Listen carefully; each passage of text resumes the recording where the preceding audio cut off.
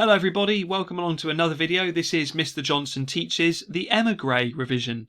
So taking you through this poem, one of the 15 that you'll be studying as part of Power and Conflict, and that's for your GCSE English Literature, Paper 2, Section B. And a quick reminder, that's the question where you'll be given one poem printed, the exam board will choose it, and they'll ask you a question about it, and then it's up to you to choose a second poem which makes a good comparison with the first, based on whatever the question may be. Throughout this video, be ready to pause as I go through. You're definitely going to want to be adding notes to your copy of the poem as you go through. That is the best way of doing your revision, active, and bits and pieces to try and help you along the way by the end. So let's get going with it then. And we move on to first things, which is making sure you've got a copy of the poem before we go any further, please. If you haven't got your version of it, your copy from your anthology that you've been using in school, then if you do a search, as it says in the blue box there, search for Rumens, Emigree. Rumens is the poet's surname, and one will come up very quickly for you there as well. It's also available on BBC Bitesize. And then before we get going too much of the poem, the thing I want to talk about really is memory. The idea of memory runs throughout this poem. Now, memory isn't something which is fixed. Think about your memories. They come, they go, they blur. You sort of have some strong memories, some faint memories. Sometimes something will trigger a memory, and that's very much what you see going on inside this poem. And memory, like many other things, can be a bit ambiguous, and it's a key word I've put there. I'd like you to sort of write down some and be ready to use. Look it up for your own definition as well. But if something's ambiguous, it's not completely clear, which is hence the picture that you see in the background there. Why you can sort of get hints of what's going on there. It's a bit ambiguous as to exactly where this is, who this is, and that's the word ambiguous. Lots and lots of the poems can be very ambiguous. It's almost the opposite of being literal. If some people go literally this and literally that, well, that means it's exactly that. Ambiguous can also link with a key word which you'll see later, which is figurative, which is ideas like metaphor. But anyway, I won't labour the point too much. Ambiguous is absolutely a key word for this poem. Now, before we go any further, I'm going to go quiet in a second, just allow you to pause this video. The copy you've got in front of you, or that you've maybe got on the internet or from BBC Bitesize, just go through it and make sure that you are familiar with the poem before we go any further, please. So I'm just going to go quiet for a few seconds. You pause and read the poem. Okay. Time for a swig of tea for me, and we move on to Carol Rumens herself. So here she is. Make some notes on your page, if you will, please. Not a huge amount to say, unlike some of the poets in the anthology who are really well known. She's a British writer. She's written poetry, many other things as well. She's a lecturer. She also does some translations, so she almost has this familiarity maybe with travel or certainly other places and cultures. The Emigree was part of a 1993 collection of poetry she wrote. And just quite interestingly, I thought that one critic, so one person responding to her work, described her as having a fascination with elsewhere. And that almost is a bit of a sort of a link to this poem as well, because this really is about somewhere else, this poem. So context, again, is very difficult for this poem in some ways. It's not like a particular event has inspired her to write this poem that we know of. So instead what I've put there is there's no direct historical link or event. Instead, it's ambiguous, which is making, as I said earlier, a bit unclear. And in some ways, because this isn't named a single city that we know of, in some ways we could apply it to multiple places. It could be like this was written for 50 years ago. This could be a war that was happening 20 years ago. This could have been written for last week. Because it's ambiguous, it makes this poem applicable and you can apply it to more than one thing. In my third bullet point there, I've also put there's a large amount of figurative language. So that's things like metaphor, personification. It's almost been very opposite of being literal.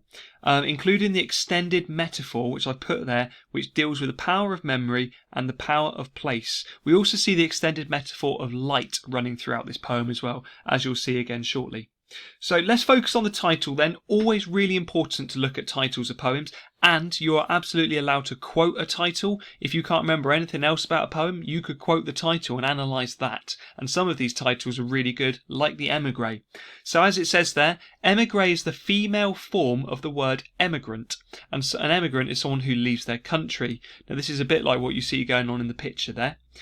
Sometimes I've put there, this move is often forced. So these aren't people necessarily choosing because they want to move. Sometimes it's because they have to move. It might be because of war. It could be for political reasons. It certainly seems throughout this poem that there is a conflict of some sort, a war of some sort going on in her old city, and that is what has caused the speaker in the poem to have moved to a new country. But then she's looking back and reflecting on the place that she has left and her fond memories of it. So Emigree, female version of the emigrant, which is quite interesting. It lends itself to the idea of a female voice, which we get occasionally in some of these poems.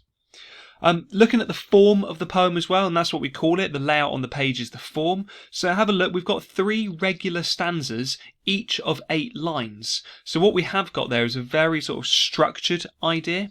No regular rhyme scheme within the poem. There is lots of enjambment and caesura, almost like we've almost got this passion, almost maybe like memory being very sort of fluid, and it blurs a bit like the lines run over. They're not neat and ordered, unlike the actual structure or the form of the poem itself, I should say.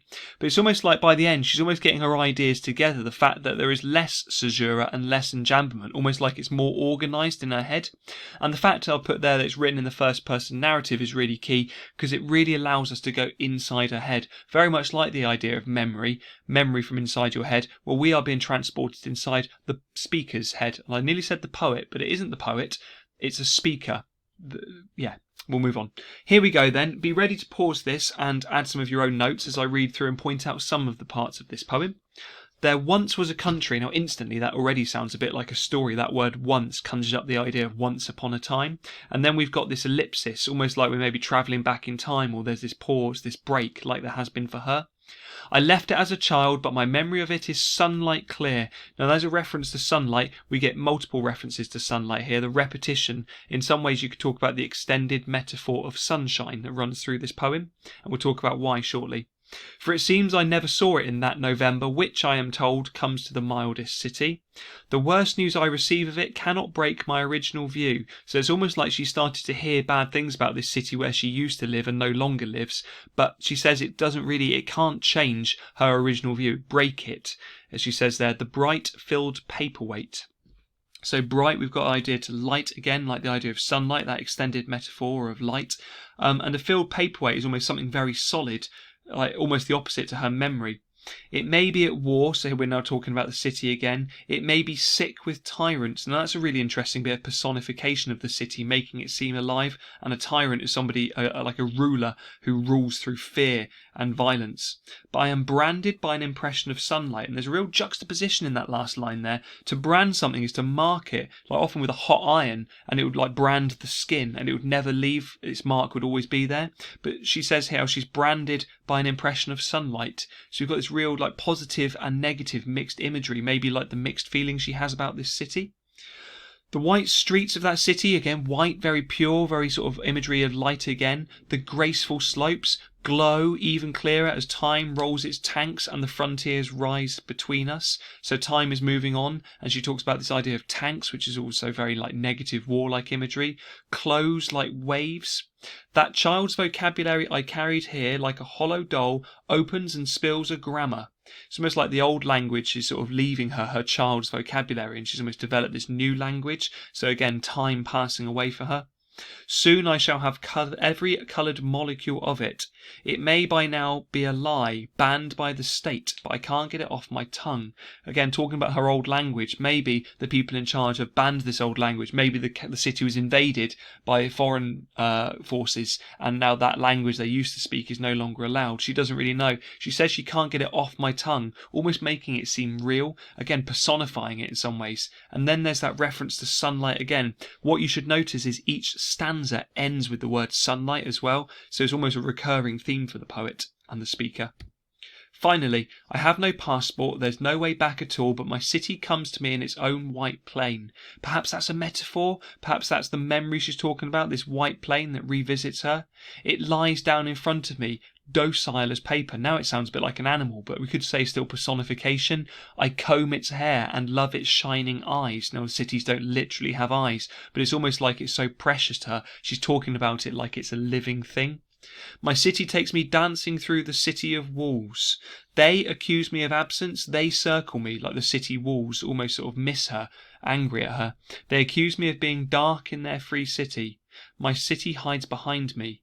They mutter death, and my shadow falls as evidence of sunlight. Again, bit of a mixed ending there. Shadows, quite negative, the darkness, yet the shadow is caused by the sunlight, which again is this positive idea. And sunlight brings life, so like really positive connotations, and that's that extended metaphor we've seen right throughout.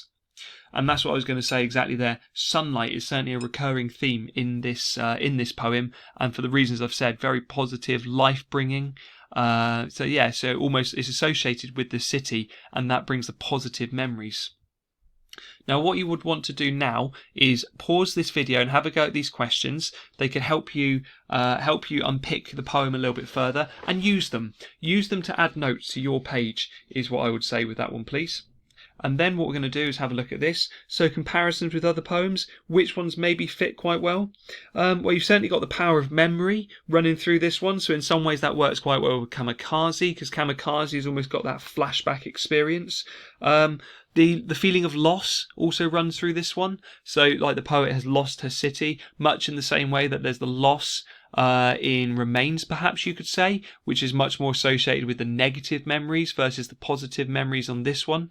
Also, you've got the loss in Poppies, maybe a really good one, and both of those ones are quite good choices because they both use that very soft and delicate imagery. Finally then, what I've come up with is a question that you could have a go at answering here. Now, this is not exactly like an exam question, because an exam question would ask you to make a comparison. For the purposes of this revision video, I'm instead just asking you to focus on this one poem. And I've come up with a question which follows the sort of model that the questions go for in the GCSE exams. How does Rumens explore ideas?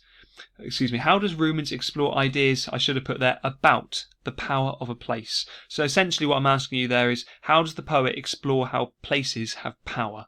That's what that question is.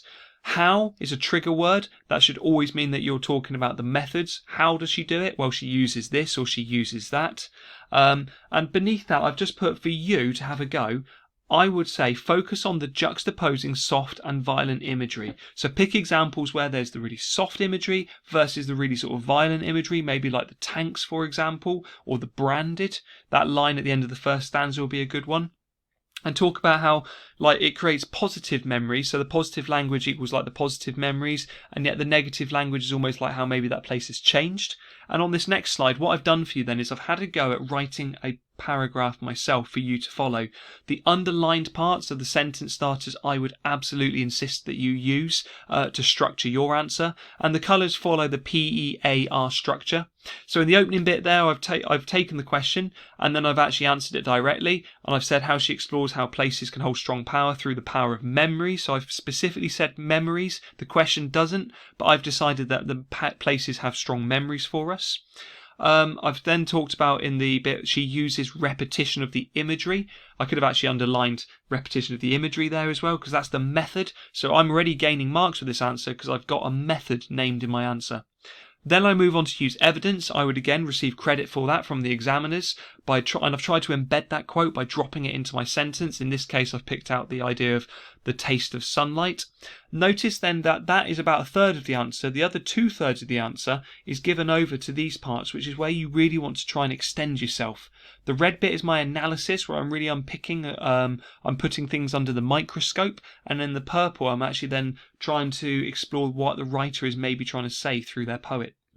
So the red bit, I've focused on the repetition, and then I've started to pull out key words like sunlight. I've used words about connotations, and I've tried to unpick what effect that word has. So like the idea of there, sunlight emphasises the positive connotations and memories for her, because sunlight links with bringing life and lighting up the world. These are things I talked about a bit earlier. Finally then in the purple, what I've done is I've tried to sort of maybe talk about the message of the poem. Poets are always trying to teach us something or reveal something to us, and if you can try and identify what you think that is, then you are likely to receive credit from the examiner. In this case, I've talked about how it teaches us the experiences of others who have maybe had to flee, but I've also said that maybe it teaches us that memories can't always be trusted, because in this case she sees the city as something very positive, and yet quite clearly the fact she was having to run away from it, flee it, suggests to us that it perhaps wasn't such a positive thing after all. I'm going to finish up there. and say good luck when it comes to you writing about this one. It's a really good poem to choose because it is very soft and it talks about something very dark, maybe in a very positive way, which makes it interesting. Either way, when it comes to your exam, I wish you the very best of luck. Thanks for watching this video. Do check out the other ones on the channel, which will support you with your GCSEs. And above all, thanks for watching all the way through to this point. Good luck and goodbye.